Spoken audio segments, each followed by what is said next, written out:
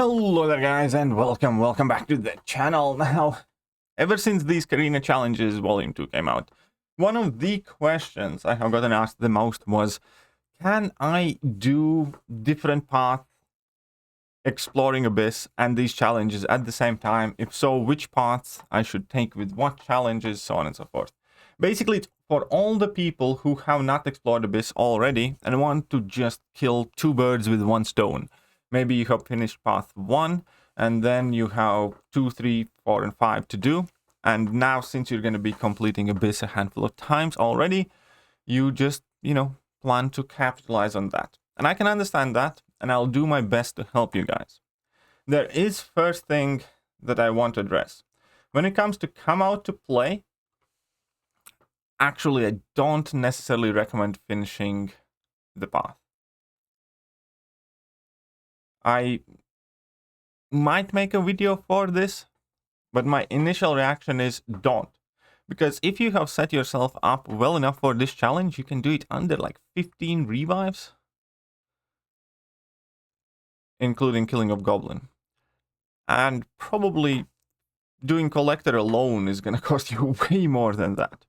So I just don't think it is the best idea for this particular challenge, where you only need to get to Green Goblin to finish up the path, because Collector alone is going to cost you more than that challenge had cost you up until then and there, and then obviously you would still need to get there and you'd need to use more revives. So I don't think it is the smartest thing. There might be a way how perhaps Spider-Gwen fixes that, maybe a little bit, but I still really doubt it. But either way, I might make a video for this come out to play. But I don't want to lie to you guys, I probably won't. My recommendation is get to Green Goblin and quit out. Because again, if you have a decent team with you, you can probably do it in like 15, 20 revives or even less than that. And just quit out. Because if you're taking on Collector without a really good counter, it's going to be like 30 plus revives just for that one fight. And then healing to full and everything else. It's just not quite worth it. In today's video, we are going to be taking a look at Carina's challengers. And I'm going to make a separate video for the mutants one. So we're going to be taking a look at which path can you take for Carina's challengers if you don't want to take the path that I did. In case you have forgotten, the path that I did is this one. It's path 3 mixed with 1. That is the easiest path overall. But again, if you have done path 1 already, then this does not work for you. And obviously, if you have done path 1 already, then path 1 doesn't work for you. So we're using this map, and we're going to be taking a look at paths 2, 3, and 5, and potential teams for it. So first things first, I do recommend staying away from path 4 for any of the challenges. Path 4 is by far the hardest path in Abyss. Path 4 is significantly more resource intensive, even if you have a perfect team. So I do not recommend any of you do path 4 with these teams with limited options. I do recommend that if there's one path you don't want to touch, it's path 4. And path 2 is actually quite tricky too, especially with this team. And I did manage to somehow find a team. And this is a draft team. I'm going to leave the link to the spreadsheet where you can obviously play around with it yourself. In fact, what I'm going to do here is I'm going to copy all of this information into a brand new tab and delete off my suggestions so you can play around yourselves too with it. I'm just going to delete the team selections that I have done as an example so you guys can do it with your own roster. And I'm going to explain the spreadsheets in a second. I probably should have done this before, but I'm going to leave a link to this spreadsheet in the video description, so don't stress about it. Don't stress about it. And we're going to go over all 3 paths that are kind of doable well enough, in my opinion, and what team I picked. So path 2, again, I don't recommend taking this one. It's not the easier one. I'd recommend for this path, again, just go with your best team. But my team in this hypothetical scenario would be Void, Howard the Duck, Diablo, Longshot, and Mole Man. And then we have Darkhawk with Void, easy peasy. Luke Cage with Moleman. There is a trick with Moleman where you need 3 points and stand your ground. And then when you are in Frenzy already, you can effectively block unblockable hits and you're not gonna get thrown out of Frenzy and lose all your charges. And because of that, you can also get intercepts on demand. So Moleman actually does very well against Luke Cage, especially also because he prevents Evade. Then against Dormammu and Mephisto, you can use Void. Void is Incinerate immune, so it shouldn't be too bad. Against Captain Movie, we're going to be using Longshot because he's going to melt CMM relatively well. Against Ghost, best idea probably here is Howard the Duck because he consistently armor breaks and you should be able to get rid of all of the Ghost's armor ups that she has, and she will never be phasing and it's just going to be a decent fight. Then we have Iron Man Infinity War where we can use Howard the Duck or Diablo. Diablo probably best off initially and Howard the Duck to finish it off because again armor breaks is exactly what you need against Iron Man Infinity War. Joe Fixit, Void, heal reverse strategy, easy peasy. Against Mordo we can use Moleman, true accuracy, Mordo can't evade, or Void, class advantage, damage or time, manage the power, all that good stuff. Deadpool is kind of tricky. Ideally against Deadpool you would have wanted either Warlock or Guillotine, because Guillotine can actually still reverse Deadpool's regen. Remember that Deadpool is immune to Petrify in Abyss of Legends, but he's not immune to Spectre, which is Guillotine, and he's also not immune to Despair. Diablo with Despair obviously will get rid of his healing very, very quickly, and so will Howard the Duck with 20 armor breaks the entire fight. So that is how you can deal with Deadpool. Then with Korg, with Korg fight, Diablo is a very good counter because he does energy attacks, so he does not get the damage back from Korg, and obviously poisons are going to put in the work there as well. Taskmaster would be one of the, if not the kind of trickiest fights.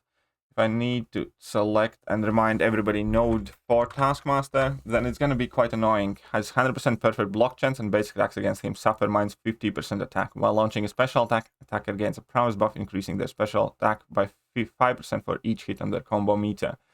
But keep in mind that if you use Moleman against Taskmaster, then he's going to very quickly go debuff immune. Well, he would go debuff immune either way.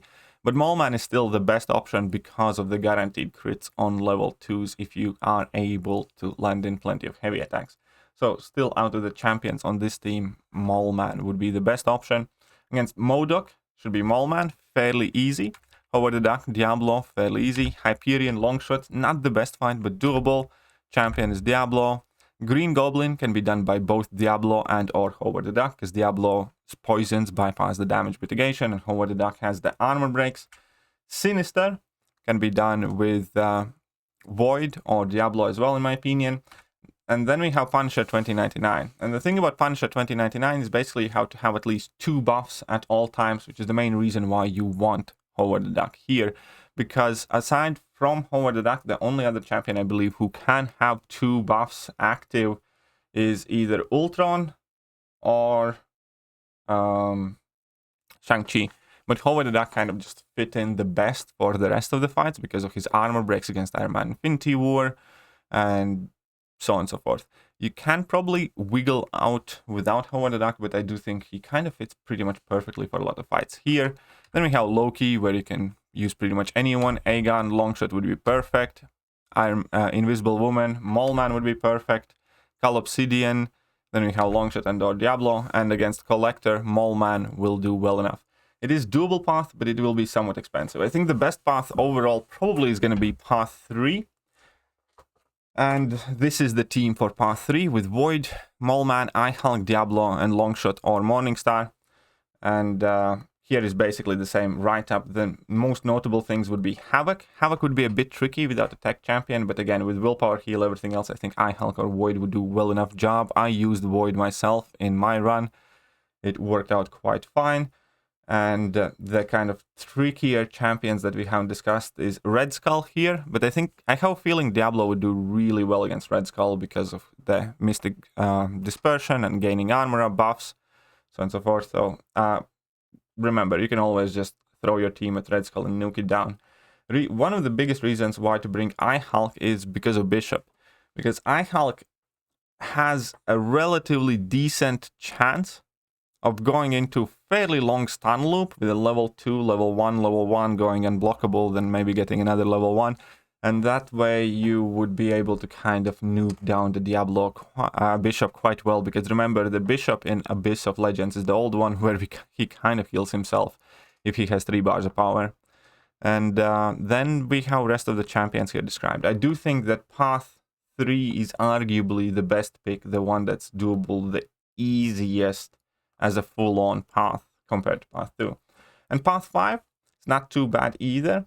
Against path 5, again, iHulk does play quite significant role for Bishop, for Symbiote Supreme, because Symbiote Supreme counts your critical hits, and when you reach 20, then you basically take a ton of damage. And iHulk also doesn't have any innate buffs, so you'd be doing quite well there. And you have access to Petrify as well at some points. And then we have Massacre, which would be trouble. The difference in this team for Path 5 is that you would need to have either Starlord or Falcon with you. And one of the main requirements for that Starlord is Thor Ragnarok. I initially wrote down Crossbones there as well, but then I realized that you will not be able to do Massacre quite well with Crossbones. So you need Starlord or Falcon, because against Thor Ragnarok, you can't debuff him at all, and the rest of the champions would be throwing up debuffs. So you'd be best running off either Starlord or Falcon, because they can play without placing a debuff on opponent. That would work against the Thor Ragnarok over here. And it would also work relatively well against Massacre if you use Starlord or Falcon, because both of them would be able to do plenty of damage through block, comparatively speaking. Then we have Omega Red, which again would be either Starlord or Void or something like that. Medusa, you would have to use Maulman or Falcon, which would be a fairly finicky fight, because remember, she would be getting her Unstoppables. But I do believe that with Maulman, you can just kind of slow play, parry, heavy, and, you know, with the true accuracy, you can ignore auto block whenever the Unstoppable is not active. Cable, again, is quite a tricky fight. I do think that iHulk Nuke would be the best option over there. So overall, that would be the suggested team for Path 5, more or less. Obviously, I'm not saying this is what you have to do. This is just me going over every path and kind of planning teams in my head, and I'm somewhat satisfied with the results. But this is the process how I did it. I wrote down all of the champions that are available. I wrote down a team slot with maximum of 5, and I slowly started filling it in. I wrote up every fight that I would have to take, and then I just started filling it in and maxing out at 5 different champions, you know, because you can't have more than 5 on your team. That is how I worked it out. These are just my suggestions. Keep that in mind. I'm not saying this is the best or the only way how to get these parts done, but these are my recommendations. These are the teams that likely I would use, or something very similar, because obviously the more I think about it, you know, I might amend or adjust it a little bit. But I'm quite confident that I would not want to do Path 2. It's quite long. There are few suboptimal fights as well. Path 3 and 5 are shorter. Path 4 in general is by far the worst one, and you'd best off staying away from it for these challenges. And yes, this is what I arrived to. As I said, I made the second tab where we can see you have basically the same thing, where you can work it out for yourself if you do not want to necessarily follow my plan, or just double check what you think. And yeah, so the final note is for Carina's challengers, if you want to do an alternative path, I recommend doing Path 3 or 5. Or if those are done already, then maybe Path 2. Definitely stay away from 4. I will do the same type of video for Mutant one, but I don't know when, because 7.4 is coming out in 1.5 hours. So it might be a few days before I do this video for Mutants. But with Mutants, I think Path 4 or 5 is probably the best one. So overall, I recommend doing Path 3 with Carina challengers, and then either 5, and then probably Path 5, most likely, with the Mutant team, if you guys want kind of final conclusion. Right, that's about it. I hope you guys found this useful. I will leave a link to the spreadsheet in the description, and I'm gonna catch you guys soon. See ya!